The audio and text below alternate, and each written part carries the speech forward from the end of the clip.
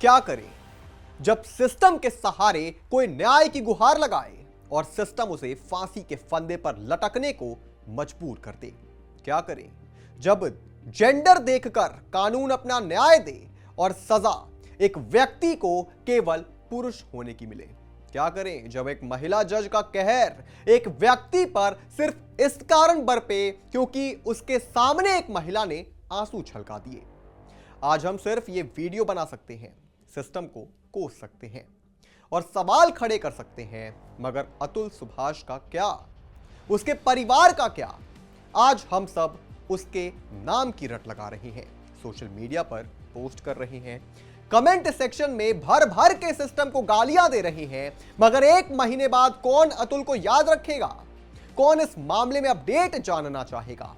खैर, आज बेहद दुखद मन से हम आपको अतुल की पूरी खबर बताएंगे, साथ ही सिस्टम की कमियों के बारे में भी बताने की कोशिश करेंगे। पर उससे पहले आयोन भारत को सब्सक्राइब कर लीजिए। नमस्कार, मैं हूं आपके साथ स्नेही श्रेयस। आयोन भारत देख रहे हैं आप। आपने पिछले कुछ दिनों में अतुल सुभाष का नाम कई बार सुना होगा। अतुल सुभाष मोदी इनका पूरा नाम है, जो बैंगलोर में एक कंपनी में एआई इंजीनियर थे। 9 दिसंबर को उन्होंने खुदकुशी कर ली। वजह पत्नी निकिता सिंघानिया, सास, साले और चचेरे ससुर। आत्महत्या से पहले अतुल ने उत्तर प्रदेश के जौनपुर की एक जज पर भी गंभीर आरोप लगाए हैं। उन्होंने अपने लेटर में लिखा है कि जज ने मामले को रफा दफा करने के नाम पर 5 लाख रुपए मांगे थे। अतुल ने यह भी लिखा कि उनकी पत्नी और सास ने उनके सुसाइड करने को कहा था और इस पर जज हंस पड़ी थी। मूल रूप से बिहार के अतुल सुभाष का शव बैंगलोर के मंजूनाथ लेआउट में उनके फ्लैट से बरामद हुआ। पड़ोसियों ने उनके घर का दरवाजा तोड़ा तो उनकी बॉडी फंदे पर लटकी मिली। कमरे में जस्टिस इज ड्यू, यानी न्याय बाकी है, लिखी एक तख्ती मिली। अतुल के परिवार की शिकायत पर पुलिस ने अतुल की पत्नी और पत्नी के परिवार पर आत्महत्या के लिए उकसाने का केस दर्ज किया है। जो लेटर अतुल के पास से मिला है वो 24 पन्नों का है। अतुल ने राष्ट्रपति द्रौपदी मुर्मू के नाम भी एक लेटर लिखा है। इसमें उन्होंने देश के क्रिमिनल जस्टिस सिस्टम की खामियों के बारे में लिखा और पुरुषों के खिलाफ झूठे केस दर्ज करने के ट्रेंड के बारे में बताया। एक अन्य नोट में उन्होंने लिखा कि वो अपनी पत्नी की तरफ से दायर कराए सभी मामलों के लिए खुद को निर्दोष बता रहे हैं। इनमें दहेज प्रतिरोध कानून और महिलाओं के खिलाफ अत्याचार का केस शामिल है।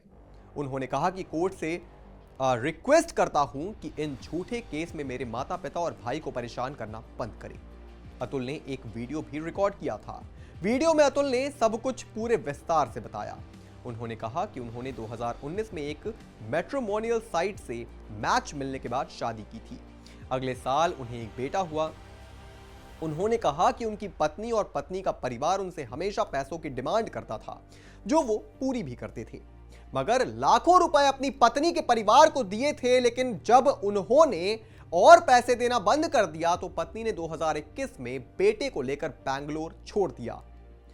अतुल ने कहा कि मैं उसे हर महीने 40,000 रुपए मेंटेनेंस देता हूं, लेकिन अब वो बच्चे को पालने के लिए खर्च के तौर पर 2-4 लाख रुपए महीने डिमांड कर रही है।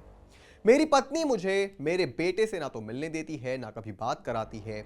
अतुल ने बताया कि निकिता, जो उनकी पत्नी है, उन्हें 20 लाख से ज्यादा रुपए अतुल ने दिए हैं।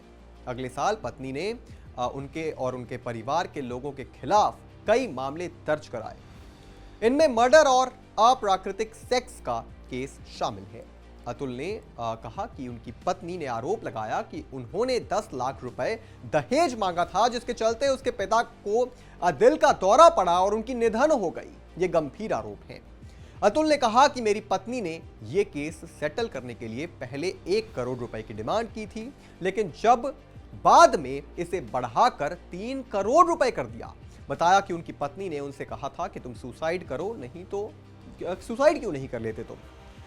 पत्नी की मां ने कहा तुम मर जाओगे तो तुम्हारा बाप पैसा देगा। अतुल की आखिर इच्छा सुनकर आपकी रूह कांप जाएगी कि अतुल की आखिरी इच्छा क्या थी। उन्होंने वीडियो में कहा कि मुझे न्याय ना मिले तो मेरी अस्थियों को गटर में बहा दें। जरा सोचिए कैसा है हमारा सिस्टम, जहां एक तरफ जेंडर इक्वालिटी की बात होती है, वहीं दूसरी तरफ पत्नियां जो कि लाखों रुपए कमा रही हैं, वो मेंटेनेंस के नाम पर पति से डाइवोर्स के बाद लाखों रुपए मांगती है। क्या यही है इक्वालिटी? आइए आपको कुछ आंकड़े देते हैं। 98% भारतीय पति 3 साल के रिलेशनशिप में कम से कम एक बार घरेलू हिंसा का सामना करते हैं। घरेलू हिंसा अधिनियम दुष्कर्म से संबंधित कानून सहित महिलाओं की सुरक्षा के लिए है और भी कई कानूनी प्रावधान अमल में लाए गए हैं। लेकिन पुरुषों के साथ हिंसा के लिए कोई कानून नहीं है। एक दशक पहले जहां 1000 में से मुश्किल से एक मैरिड कपल तलाक के लिए कोर्ट पहुंचता था, वहीं अब यह आंकड़ा बढ़ गया है। पुरुषों के कई मामले आते हैं जो अपने वैवाहिक जीवन से दुखी है और तलाक लेने की स्थिति में लगभग रोज गुजर रहे हैं। कई तो सुसाइड करने को मजबूर हैं। अतुल, एक उदाहरण आपके सामने है। शादीशुदा पुरुषों में आत्महत्या के मामले पिछले एक दशक में काफी तेजी से बढ़े हैं। 2021 यानी कोविड के वक्त 1,64,000 लोगों ने आत्महत्या की थी। इनमें से 81,063 लोग विवाहित पुरुष, जबकि 28,680 लोग विवाहित महिलाएं थी। पुरुषों के कुल आत्महत्या के केस में विवाहितों की संख्या सबसे अधिक 67%, अविवाहित 21, जबकि विधुर तलाकशुदा की संख्या 3 है।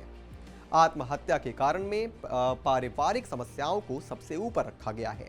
पारिवारिक कलह और झगड़ों के चलते जहां साल 2014 में 18,000 पुरुषों ने जान गंवाई, वहीं महिलाओं में यह आंकड़ा 9,900 था। अब जरा सोचिए, हम तमाम लोग केवल महिलाओं के उत्पीड़न की बात करते हैं और पुरुष कोने में खड़ा हुआ हंसता रहता है और सोचता है कि भाई हम तो पुरुष हैं, हमारे साथ तो ऐसा ही होता है। मगर आज देश में सबसे ज्यादा जरूरत एम्पावरमेंट फॉर मेन की है। इस पूरी खबर पर आप क्या सोचते हैं दोस्तों, हमें कमेंट करके जरूर बताएं और भी तमाम बड़ी खबरों से जुड़े रहने के लिए आप देखते रहें आय ऑन भारत।